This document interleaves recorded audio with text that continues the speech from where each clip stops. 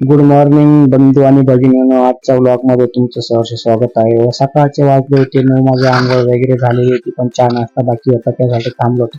मला म्हटलं थोडं डोक्यावर हात वगैरे फिरवू, तर डोक्यावर हात फिरवता केस खूपच गळत आहेत. याच्यावर काही सोल्युशन असेल तर नक्की कमेंट मध्ये सांगा.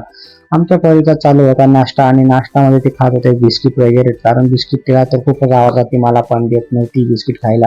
तर मला आज जायचं होतं कंपनीमध्ये एक विजिटसाठी. तिथे 4-5 मशिनी त्यांनी वाढवल्या होत्या, कारण त्यांचा व्यवसाय थोडा बरा वाटला. त्याच्या आधी पण मी ते काम केलेलं होतं, पण ते अजून त्यांची मशीन वाढवलं, त्याच्यासाठी पॉवर सप्लाय द्यायचा होता.